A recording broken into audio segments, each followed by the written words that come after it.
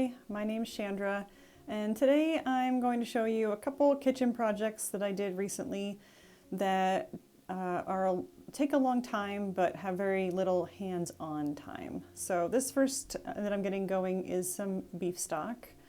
We just bought half of a cow, so I have all these bones with nice marrow inside, and then this is the heart. I always ask for the organs. Sometimes some of them I feed to the cats. I wish we would eat more of these things, but we don't as meat, but I'm taking this heart and putting it into the stock. A heart is just pure muscle meat. You can see it's just solid red. There's not marbling because there's no fat in that. So that'll add good flavor to the stock and some of the nutrients of the heart.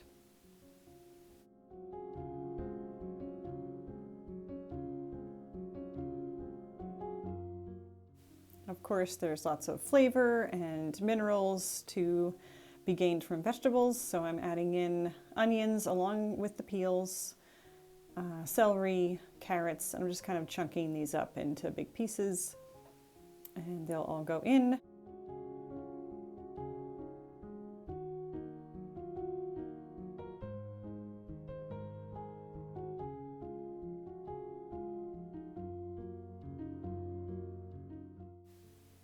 This is the last of the garlic from last year's garden. These are scapes that I ground up and froze into these little chunks. Then I added some bay leaves and some peppercorn, some black peppercorn. Here I have my frozen herbs. These are actually mostly left over from Thanksgiving herbs that I bought and chopped up and froze in these bags. This is oregano. I'm just going to add all of it.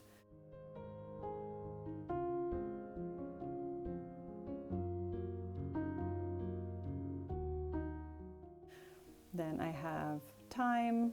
I'm going to add all of that as well. It was time to just clean this stuff out. Here's some rosemary. This is from my own rosemary, and hopefully this will last me the winter. I won't use all that. And then parsley. Whenever I buy parsley and I just know I'm not going to use all of it fresh, I will stuff it into a bag, and then once it's frozen you can crush it and you can skip the chopping altogether. So to my stock pot here, I'm adding apple cider vinegar.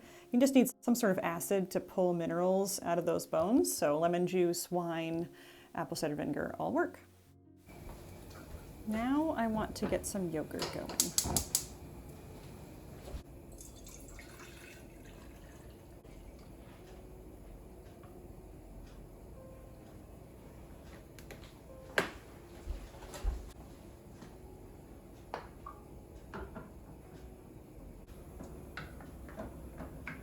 Sometimes I prefer to make yogurt in the jar. So this is the jar that I'm going to keep it in the refrigerator. So I won't have to clean this pot after I'm done. It takes a little longer for this to come to 180, which is the temperature I'm looking for. You don't have to bring it to 180, but it does make a thicker yogurt.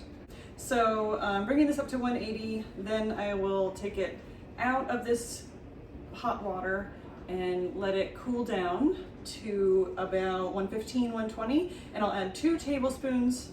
I use 2 tablespoons for a quart. This is a quart. So 2 tablespoons of live active yogurt right in there, stir it up, and then keep it warm for the rest of the day. And then at the end of the day, I will stick it into the refrigerator.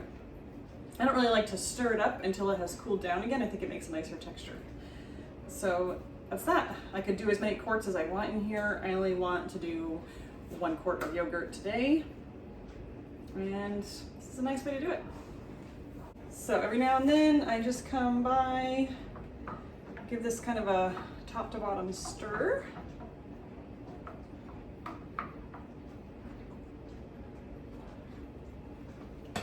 Let's see where we are.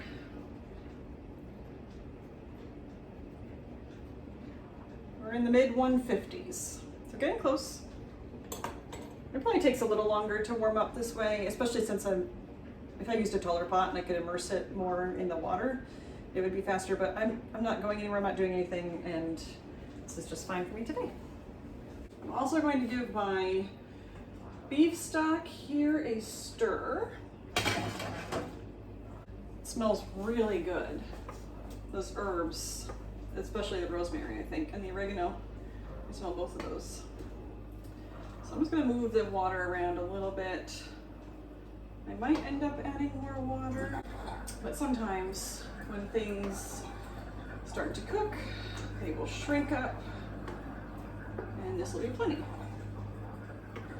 All right, so that's looking good. It's about to come to a boil. And I'm gonna let that simmer for the rest of the day. It's still morning, late morning right now. I'll let this simmer for the rest of the day and then most of the day tomorrow as well. Beef bones can simmer for a long time. We have reached 180. So I'm just gonna take this out so it can cool back down. I don't want to add my yogurt to it now or I'll kill the culture. It will not make yogurt. I'll leave the lid off so it will cool faster.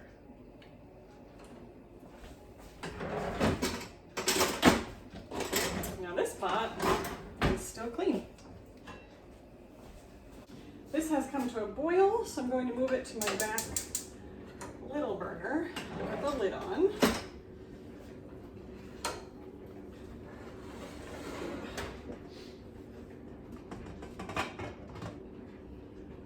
It's good.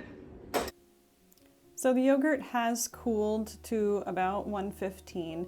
In order to make sure that I can accurately and thoroughly stir this yogurt culture into the milk, I'm going to mix it in a little bit of the milk first, since I really can't get into this jar with a whisk or anything really efficiently. So I'll get it mixed in here and then I can just pour it in and shake it up.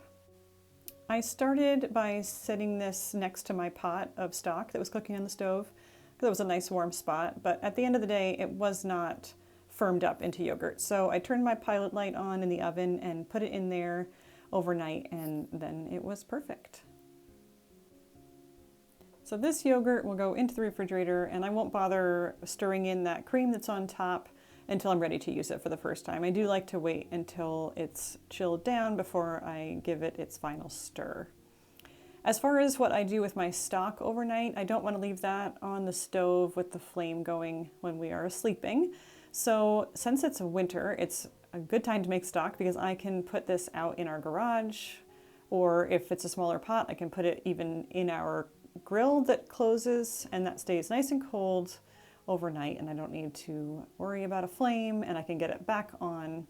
So this went for a whole nother day, and this evening now I am pulling the bones out and straining out the rest of the little bones and veggies. I do wish I had not used this type of colander. I have to switch over to my sieve, which is what I usually use. I don't know why I tried to mix it up here.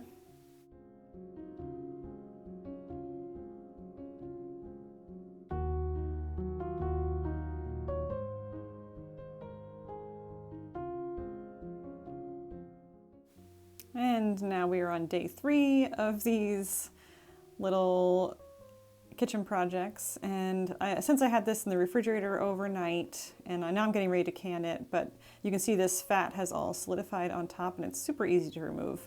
So I'm taking it off. I could can it with the fat on, and I do sometimes, but I'm going to separate this fat off and can it up, or jar it up. I'm not going to put it in the canner. Jar it up on its own, and I'll use it for frying or sauteing, or you could even use it for savory baking. This is beef tallow.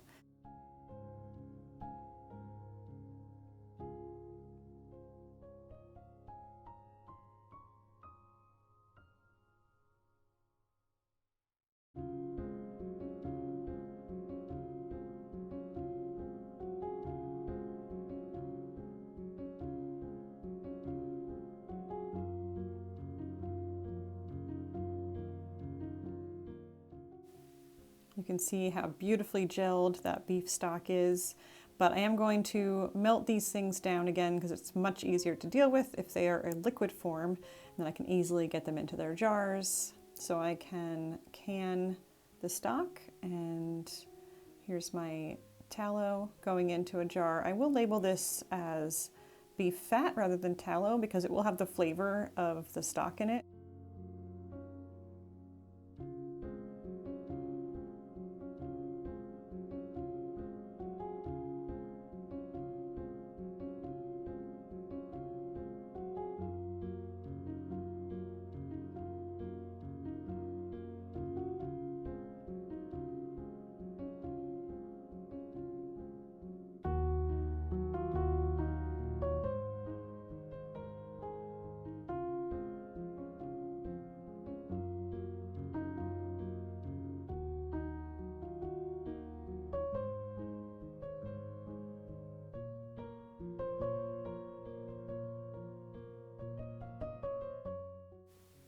Into my pressure canner, I am putting 3 quarts of water, and I will be able to fit quite a few jars in here because I'm doing some quarts and some pints. Now, quarts process for 25 minutes at 11 pounds of pressure where I live, and pints process for 20 minutes. But since I'm going to have quarts and pints mixed together, I will do the longer processing time of 25 minutes, and those pints will just get a little more time, and that's fine with me.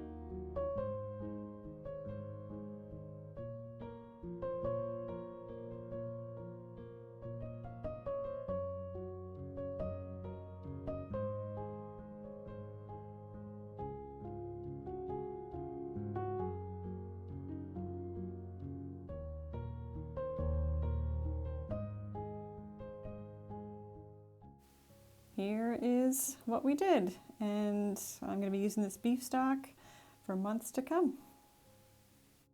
Thank you for watching. I hope you got something useful out of this video. Bye-bye.